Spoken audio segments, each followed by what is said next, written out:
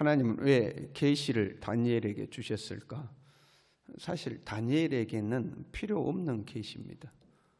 다니엘 이후 한 400년 정도의 역사에 관한 이야기거든요. 다니엘 자신에게는 크게 필요한 내용들이 아니죠. 계시는 하나의 틀을 준다고 말씀드렸죠. 이 계시의 틀이 온 인류 역사에 적용될 수도 있고 한 개인에게도 적용될 수 있는 겁니다. 계시를, 성경에 있는 계시를 하나씩 세부적으로 해석하려고 하면 반드시 벽에 부딪히게 되어 있습니다. 안 되는 부분이 있어요. 7장의 내용 같은 경우도 네 나라와 왕, 바벨론, 메데바사, 헬라, 로마, 이것은 역사와 맞습니다. 그런데 디테일하게 들어가서 열뿔이 뭐고 작은 뿔이 뭐고 하면 이게 안 맞는 부분이 있습니다. 그래서 벽에 부딪히게 되거든요. 그래서 계시의 틀에 주목할 필요가 있습니다. 사실 뭐 바벨론과 바사 제국이라든가 헬라 제국, 로마 제국에 관한 내용이라면 우리에게도 필요 없는 내용입니다. 그렇잖아요. 이미 지나가 버린 역사입니다. 다니엘에게도 필요 없는 내용입니다. 자기가 죽고 나서 수백 년 뒤의 일들입니다. 필요가 없는 내용이 되죠. 계시의 틀을 우리가 가지고 와서 우리에게 적용하는 게 굉장히 중요합니다. 그리고 다니엘이나 요한계시록이나 주어진 계시의 틀은 아주 간단합니다. 세상 나라가 흥왕한다. 그 속에 하나님의 백성들이 고난을 당한다. 그러나 때가 되면 세상 나라는 망하고 하나님의 백성들이 회복된다. 이게 계시의 틀입니다. 아주 간단한 틀이죠. 오늘날 우리의 삶에도 이것은 동일하게 적용됩니다. 과거에도 적용되고 현재에도 적용되고 미래에도 그렇게 적용될 겁니다. 이 틀을 적용하는 게 굉장히 중요해요. 8장에 오늘 본문에 오면 순양과 순염소의 환상입니다. 이 환상의 내용은 두 뿔 가진 순양이 있었는데 아주 뭐 거칠 것 없이 자기 힘대로 다녔죠. 그런데 한 뿔 가진 순염소가 나타난 겁니다. 그 양하고 염소하고 싸우면 염소가 이기지 않겠어요? 그러니까 이 순염소가 순양으로 아주 뭐 짓밟아 버린 거죠. 그러다가 이 순염소에 있던 한 뿔이 꺾이고 거기에서 4개 뿔이 나왔다. 그리고 4개 뿔 중에서 또 하나의 뿔이 나왔네. 그 중에서 하나의 뿔이 나왔는데 그게 하나님의 백성들을 괴롭히고 하나님의 성소를 짓밟더라 하는 내용이죠. 환상의 내용이죠. 그리고 환상의 해석이 그 다음에 그대로 기록되어 있습니다. 두 뿔 가진 순양은 메대와 바사 왕국이다. 그 뒤를 일어나서 헬라 제국이 일어날 텐데 헬라 제국의 그 첫 번째 왕이 굉장히 힘이 센 거죠. 그리고 이 첫 번째 왕이 무너지고 나면 4뿔이 나오는 것은 4나라가 나올 것이다. 그리고 그 4나라 중에 한 왕이 일어나는데 그 왕이 하나님의 백성을 괴롭히고 성소를 짓밟을 것이다 하고 이제 천사가 해석을 내려준 겁니다. 환상의 내용도 있고 해석도 있는 거죠. 우리는 이제 이 해석을 지나온 역사 속에서 어떤 사건이 있었는가 대입시켜 보는 거죠. 그래서 천사가 주어진 해석 외에 오늘날 우리가 그것을 역사에 대입해 보는 것은 결과론적인 해석입니다. 역사를 지나고 보니까 이런 것이 이 해석의 내용일 거다 하는 거죠. 간단히 살펴보면요, 큰 뿔, 그러니까 이 메대와 바사 제국 순양이죠. 순양이 무너지고 큰 뿔 가진 순염소가 오잖아요. 그 이제 헬라 제국을 말하는 건데 큰 뿔은 첫 번째 왕이라고 그랬죠. 첫 번째 왕이 알렉산더를 이야기하고 있는 거죠. 뭐 거침이 없었죠. 근데 알렉산더가 33살에 말라리아에 걸려서 죽습니다. 죽고 나니까 그의 신복들이 알렉산더의 어린 2 아들을 죽여버리고 이제 권력 다툼이 시작되는 거죠. 20년 만에 알렉산더가 죽고 나서 20년 만에 나라가 4개로 쪼개집니다. 왕국이 4개로 쪼개니까 4뿔이 되는 거죠.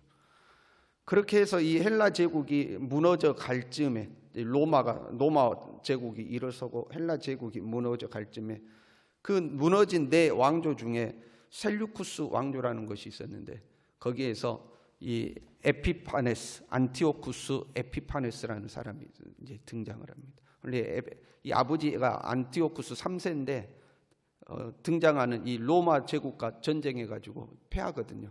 자기 아들 안티오쿠스 4세를 로마의 볼모로 이제 잡혀 보냅니다. 그래서 이 안티오쿠스 4세가 로마에서 14년을 살거든요. 근데 그 로마에서 잡혀 살았는데 이 사람이 이게 정치력이 굉장히 좋았어요. 로마 사람들에게 아부해가지고 오히려 거기서 네가 가서 왕해라 해가지고 왕권을 가지고 다시 셀루쿠스 왕조로 돌아옵니다. 이게 이제 안티오쿠스 4세인데 자기가 뒤에다가 에피파네스라는 이름을 붙였어요. 이 에피파네스라는 뜻은 신의 현현이다 그런 말이에요. 내가 신이다 하고 돌아온 거예요. 유대인들이 이 사람을 에피파네스라고 부르지 않고 에피마네스라고 불렀죠. 에피마네스는 미친 사람 그런 말입니다. 이 사람이 로마에서 14년을 살았기 때문에 이 헬라 정책을 편 거예요. 이 돌아와서 이 중동 지역을 헬라화 시키려고 굉장히 힘을 썼어요. 그러다 보니까 유대인들과 이제 부딪힌 겁니다. 그래서 이 유대인들과 안티오쿠스 사이에 이 갈등이 시작되는데요.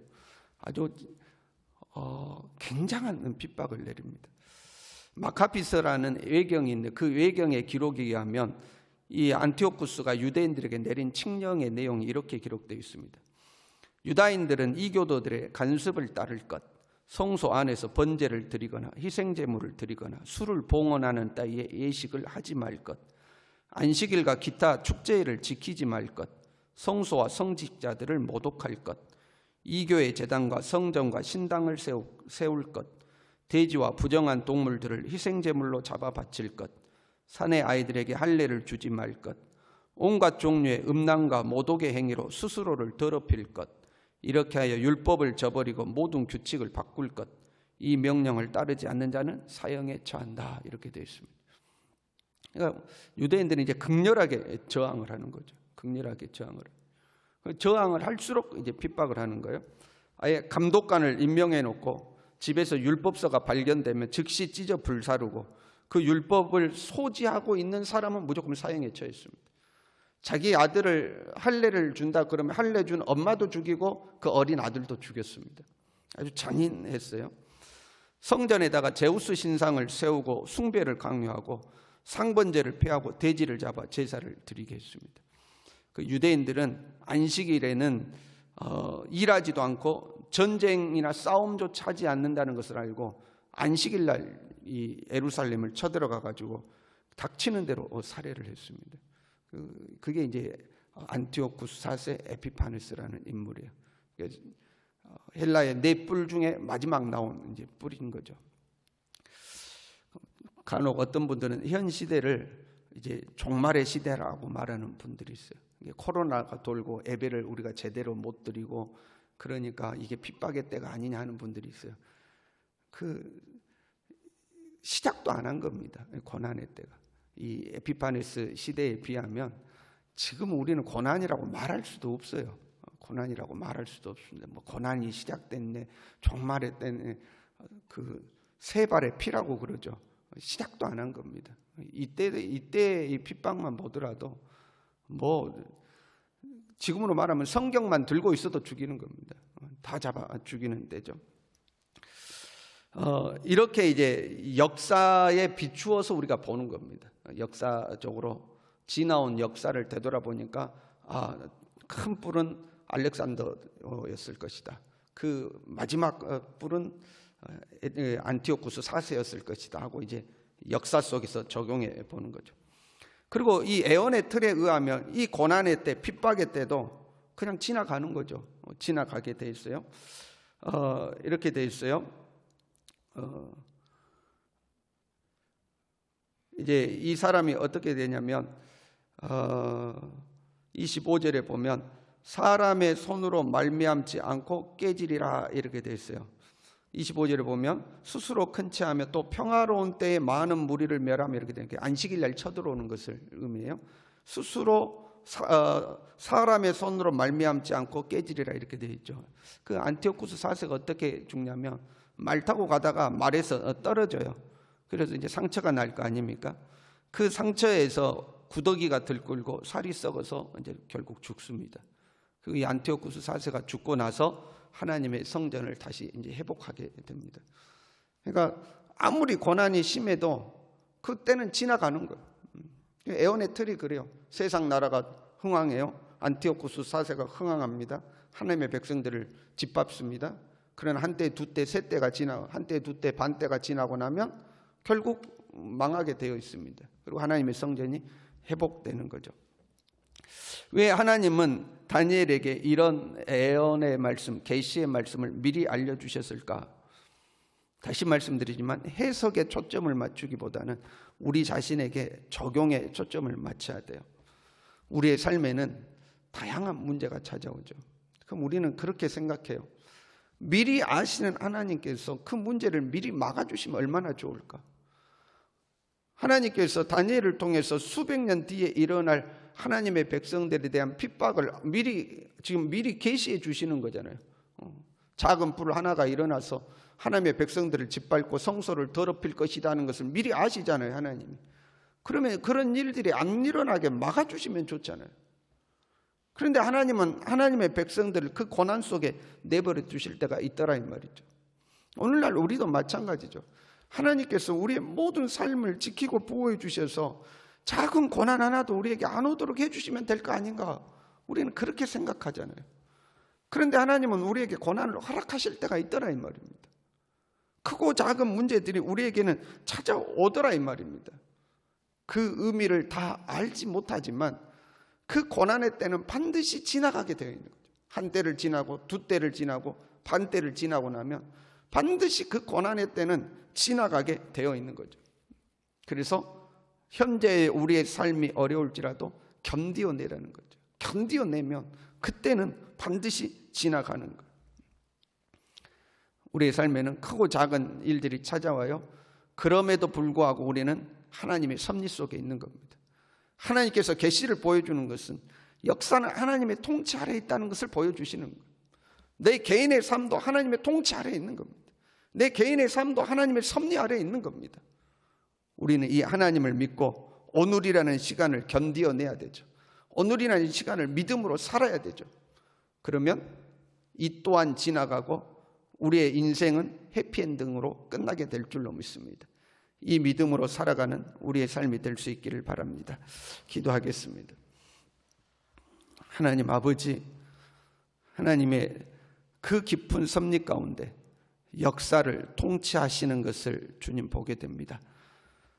이 온 우주의 역사뿐만 아니라 이 우주 가운데 먼지와 같은 나의 이 삶까지도 하나님이 세밀하게 통치하시는 줄로 믿습니다. 주어진 오늘 하루가 내 뜻과 다를지라도 나는 하나님의 다스림 아래 있음을 믿고 오늘 하루를 믿음으로 잘 견디어낼 수 있도록 우리 모두를 붙들어 주시옵소서. 예수님의 이름으로 기도 올리옵나이다. 아멘. 다 같이 기지개를 켜시겠습니다.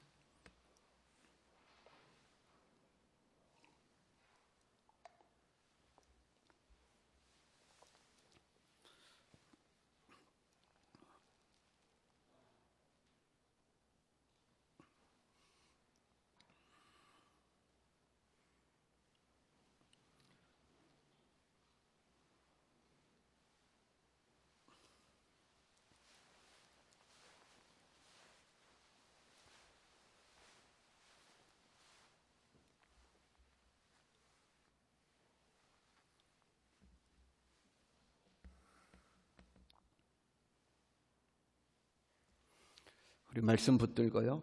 하나님, 내 삶에 어떠한 일이 있을지라도 나는 하나님의 다스림 아래 있음을 믿고 믿음으로 이 때를 견디어내게 하옵소서. 믿음으로 승리의 날을 바라보고 오늘 하루도 견디며 믿음으로 살게 하옵소서.